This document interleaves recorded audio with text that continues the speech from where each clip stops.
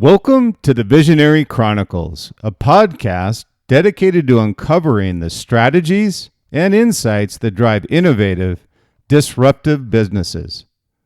Join us as we explore the mindsets, cultures, and solutions powering the next generation of industry leaders and creative trailblazers. Whether you're seeking to inject new life into your organization or spark transformative growth, the Visionary Chronicles is your guide to executable, cutting-edge business strategy.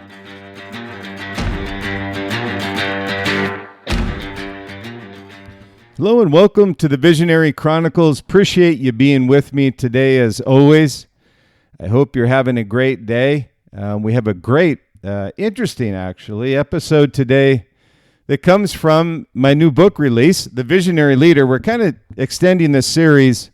We're going to kind of go as much as we can chapter by chapter, going through not only the content of the book, but more importantly, these visionaries that I profile in The Visionary Leader, the success principles of the world's greatest visionaries. And wanted to again say I'm proud to announce a Visionary Leader just made the Amazon #1 best-selling business category list. So I want to thank you to all those supported its launch and success throughout the past several months.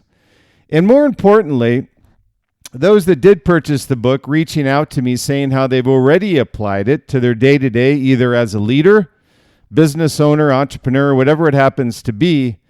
As I've always said, that's where I get the most enjoyment out of writing books, is when it serves you in your ability to be a better leader out there in the business world. So today we're going to talk about one of the visionaries in the book, Marie Curie. And it's interesting because in the book, what I get a lot of comments from people, and it's probably the main comment I get is, boy, it's interesting all the different visionaries that you profiled.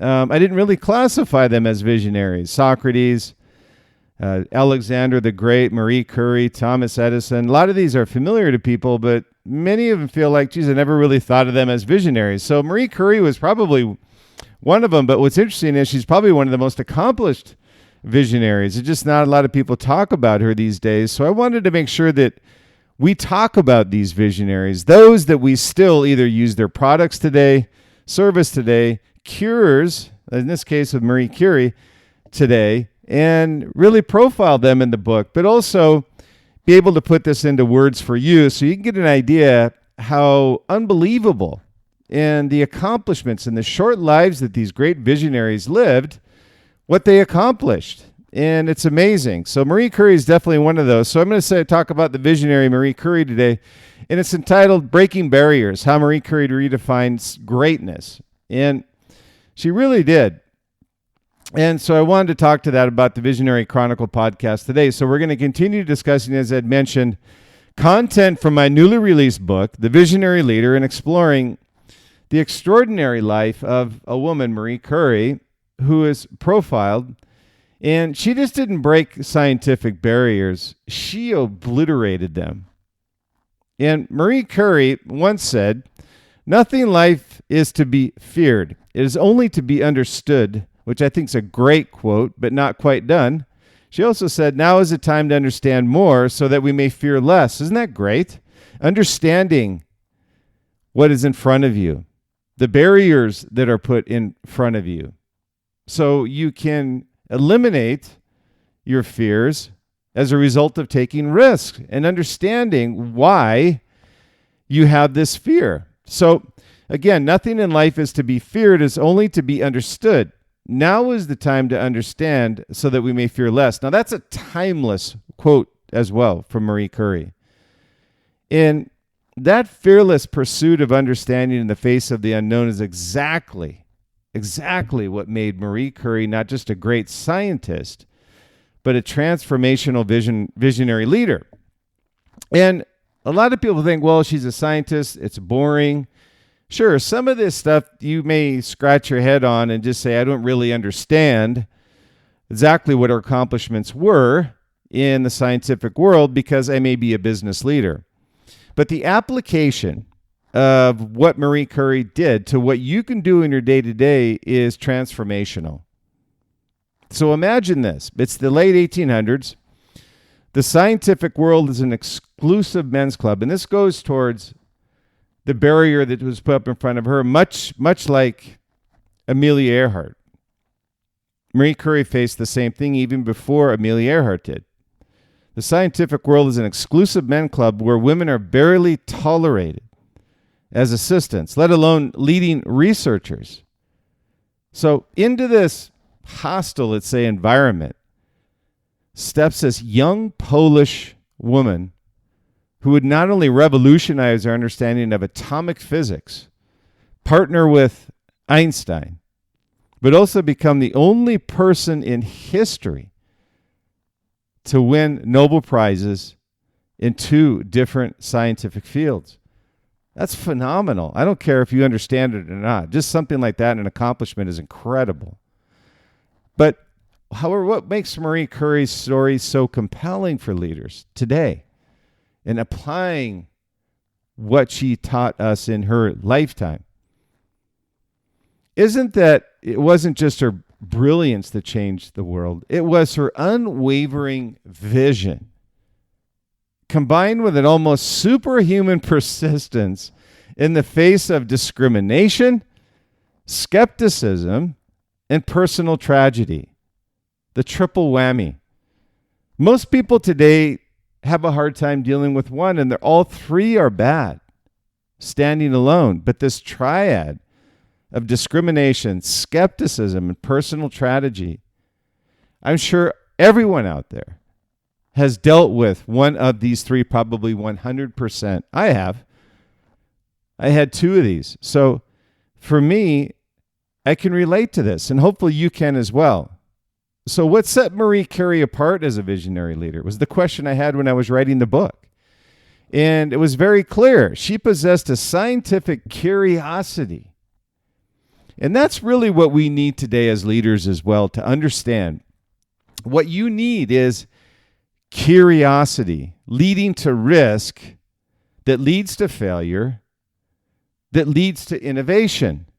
So she possessed this scientific curiosity that refused to accept conservative limits to what people put on her.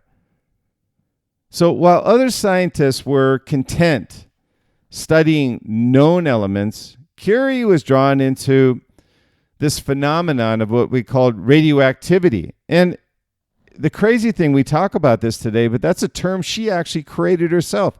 It did not exist before Marie Curie. She just didn't want to observe these strange rays like they were. She tried to understand what they meant, where they came from, how they could be harnessed. So the takeaway here, and the reason I go into this, is because curiosity is really what creates innovation and disruption in our industry. If you don't have curiosity, you can't cross the bridge to risk. And I always talk about risk being a stepping stone to success and failure. 100% of the time, it's failure. If you don't fail, you're not moving towards successfully building your product, creating a process, or disrupting or innovating in your industry. It just doesn't happen. So it's a great story of what Marie Curie had done, and one that I think we should all try to understand better. And I'm just giving you a snapshot here of Marie Curie. But here's a leadership lesson from her that often gets overlooked today, is that Curie understood that true visionary leadership requires translating abstract discoveries into practical applications that serve humanity. I'll say this again. Curie understood that true visionary leadership requires translating abstract discoveries into practical applications that serve humanity. So what we're really getting at here is anything that you look at, and I'm specifically talking about new products, new services, disrupting an industry, your ability to disrupt, your ability to gain market share is all relative to looking at abstract ideas and discoveries and molding them and commercializing them and bringing them to a market where there's a demand. In this case, humanity. This is what Marie Curie's goal was. She wasn't talking about consumer demand. She's talking about humanity because she was in the scientific world. So she wasn't content with theoretical breakthroughs. She saw the potential for her work to save lives. So we should all understand this as well. There's a level of creativity. There's a level of curiosity. There's a level of abstract ideas. But the highest pinnacle is serving and saving lives. And that's what her goal was. During World War I, she personally drove mobile X-ray units to the front lines, demonstrating how scientific innovation could serve an immediate human need. And I bring that up because these weren't available before. Can you imagine not having X-ray units out in the war field? It's just unheard of. And without Marie Curie, we wouldn't have these. Nor would we have had these back in World War I, much less World War II. So Marie Curie also exemplified what I call this collaborative vision. And the beauty of this is, not only did she face this triad of what most people face is discrimination, skepticism, and personal tragedy, but she served the public with humility. She shared her vision with others. Albert Einstein was a partner of hers. So she exemplified what I call this collaborative vision. She was humble enough to share her idea with others because she knew in order for you to succeed, you need a team, not just an individual. I always say an idea is only as good as its ability to come off the board and be commercialized. So collaborative vision is also translated to humility. Share your vision with others. The understanding that breakthrough innovations rarely happen in isolation, if ever. She worked internationally with scientists across borders, sharing her knowledge and building upon collective discoveries. And many times she didn't get the credit, but she didn't care many times because she was serving humanity, a higher purpose in her life. She knew that if her idea could be executed through others, and for some reason she may not get the credit, that it was serving humanity, and she in her heart knew she was the one that had the idea. Yet she never compromised her own rigorous standards and ethical principles in the process. Now, I go through this because you might want to look yourself in the mirror. I do when I read this. Is ethical principles, humility, the things that you go through in life that you may not call fair. But as leaders, we have to be able to break through these barriers and understand what the larger purpose is for going through this. Look back on your life and look at the barriers that you were complaining about. I always say leadership is a lot of times faith-driven, never looking in the rearview mirror and plowing forward and not losing direction. You can come off your path but never lose sight of your destination. Have faith in God that you're going to get where you need to go in your destination, but there may be some barriers put up along the way for you to test your faith. That's what Marie Curie did. So perhaps most importantly today for these leaders of today, yourself, look at yourself in the mirror and ask those questions.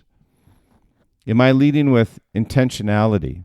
Do I have a purpose of what I'm doing? And is it changing life for the better? And yes, you can ask that question even on consumer products. Are you changing life for the better? Are you making marathoners' life easier by giving them a better shoe construction? Are you providing a better service that makes people more efficient, more effective? But most importantly for today's leaders, Marie Curie redefined what excellence looks like by refusing to let external barriers limit her internal vision. She busted through barriers, as you should as leaders. And again, look at yourself in the mirror. I find my career and the leaders that I talked with and profiled in this book, 100% of them faced all these barriers, and they could have quit very quickly. And Thomas Edison is the classic. 9,999 attempts for the light bulb. I've said it many times. And then on the 10,000, he said, hey, I found 9,999 ways not to invent the light bulb. He didn't get pissed off. He didn't walk away from the table. He learned from every experiment, as Marie Curie did. These were barriers to your internal vision of success. Deal with it. Success is not easy. It is not a path for everybody to walk. So make sure that you understand those barriers and that you're willing to walk through those and not compromise on your principles and also your foundational pillars of success. The scientific establishment didn't just doubt her because she was studying radioactivity. They doubted her because she was a woman studying anything. Can you imagine? Instead of allowing this discrimination to diminish her ambitions and her vision, she used it as fuel to achieve more remarkable feats in her lifetime. I go through that story and I kind of apply it to everyday life here because I think it's so powerful. In her life, the barriers that she went through, she didn't belong where she wanted to be, no matter what she accomplished. And let's look at a concrete impact of Marie Curie's visionary leadership. Just a few things. This isn't all of them. I'm telling you, I would have been here for an hour going through everything that Marie Curie did in her life. The first is the discovery of polonium and radium in 1898. She identified two radioactive elements expanding our understanding of atomic properties and laying the foundation for nuclear physics and chemistry. She pioneered research on radioactivity. She conducted detailed experiments that established radioactivity as a distinct scientific concept, understanding matter and energy. Number 3 is the isolation of pure radium. Number 4 is the development of mobile, I talked about it earlier, mobile radiographic units. During World War I with her daughter, she brought X-ray technology to battlefield medical care and revolutionized emergency treatment in the war fields. That's incredible.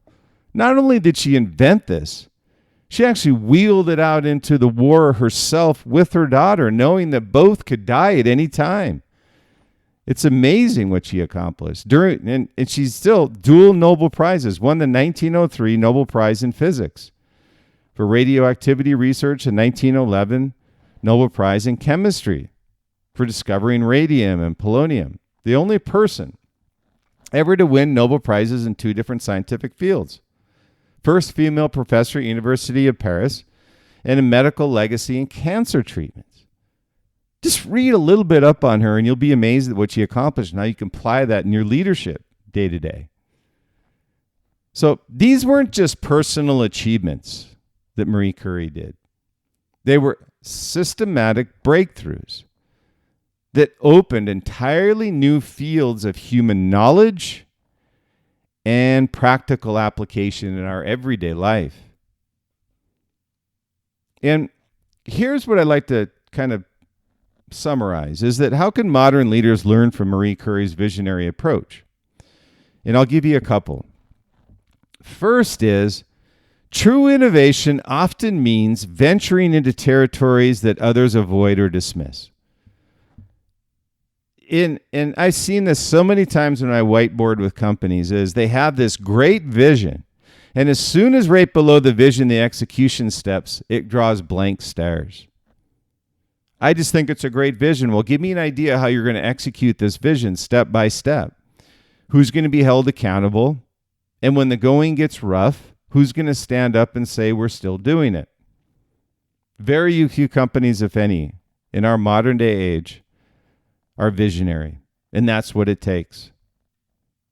The second is persistence in the face of systematic barriers isn't just about personal determination. It's about serving a vision larger than yourself. I think that's very powerful. Again, second is persistence in the face of systemic barriers isn't just about personal determination. It's about serving a vision larger than yourself. And third is the most powerful breakthroughs happen when you combine rigorous methodology and practical application. So along with your vision, in order for you to take it off the board and execute that vision, you have to have practical application in order to commercialize it and find a demand for what your vision is. And finally, breaking barriers for yourself means creating pathways for others to follow. And I'll just give you a few examples. How many times have you gone to books about Steve Jobs, about John D. Rockefeller, Andrew Carnegie? Maybe some of you don't even know who these people are, but they're the foundation of our country. They're the ones that built the foundation that we stand on day to day. And when you look at Marie Curie, she didn't just redefine greatness in science. She redefined what it means to lead with vision, courage, and purpose. She could have given up at any point in time, and we would have been none the better as a result of it, if she didn't have vision, courage, and purpose. Again, look yourself in the mirror. I do it all the time. You know, there's many times where you say, courage, you got to step out on that bridge. I've done it. And many times I fall flat on my face, and that's okay, because as long as it's a learning experience, it may be awful at the time, but understand, and I'll use the old cliche, it's not when you're down, it's when you get up. And how many times you get up from getting knocked down that measures your ability to be persistent as a leader. And so when you look at it, she redefined, again, what it means to be vision, lead with vision, courage, and purpose. And I can tell you, majority, without even asking you, a majority of you don't really have a purpose. It's just the day-to-day job that you're doing, but you don't really understand your purpose. And Steve Jobs is the measure of this. Steve every morning woke up and said, what's my purpose? Why am I going to work? If I don't have a purpose and understand why I'm going to work, I'm not going to go to work. Fortunately for us, Steve went to work every day. So Marie Curie's legacy reminds us that visionary leadership isn't about having all the answers. And I love that. It's about having the courage to pursue the right questions, even when the world tells you you don't belong in a room when the questions are being asked. And that was Marie Curie. So when you look at your life, and I always say the Visionary Chronicles is about being able to provide valuable day-to-day advice, both personally and professionally. Look at your life and enjoy life, because you can't turn the sands of time over and start over again. So make sure that you have a purpose, that you're courageous in establishing and executing your vision, and you'll have success. But be patient and have faith. The things will work together for good. So thank you again for tuning into the Visionary Chronicles. Next, we'll explore how another visionary leader took the principle of persistent innovation and applied it to an industry that he revolutionized. Until then, remember Marie Curie's words, understand more so that you may fear less, and never let others' limitations become your own. So if this episode resonated with you, I encourage you to grab a copy of The Visionary Leader, The Success Principles of the World's Greatest Visionaries. It's available now, wherever books are sold. It's a really a perfect companion, I say, to reignite your purpose and lead with more clarity in this complex world that we live in. And I get it. It's hard. It's complex. But it gives you some case studies of visionary leaders and also practical ideas and principles that you can apply to your day-to-day life as a visionary leader. And as a thank you to my loyal podcast listeners, I want to give you a heads up that if you go over to Amazon, the ebook is now available, or any place that they sell the Visionary Leader ebook. It's now priced at $1.99. My intention here is that I want it to get into as many hands as possible. Not for my benefit, but for your benefit. We need to get more visionary leaders out there and get this in front of them to understand what a visionary leader looks like and how I can apply it to my life and how you can apply it to your life, both personally and professionally. So this book is really a culmination of decades of research, experiences, real-world insights into what makes leaders like Steve Jobs, Leonardo da Vinci, and Elon Musk true visionaries. And once you've read it, I'll have a big ask. I don't know if it's big. It's pretty simple, actually. If you'd be so kind as to leave an honest review on Amazon, I'd really appreciate it. Goes a long way towards extending the reach, and I find that I actually get a significant increase in comments when the sales go up, and as a result of your reviews, the sales do go up. So I thank you very much for that, not only in Amazon, Barnes & Noble, wherever you happen to purchase, whatever your favorite store is. And so again, thank you for listening to the Visionary Chronicles. I always appreciate your time. And the Visionary Chronicles, where the future is created by those who are bold enough to shape it. But until next time, keep innovating, keep leading, keep shaping the future. Thank you for your continued support, and I look forward to hearing from you soon. Until the next Visionary Chronicles, have a great day and enjoy life.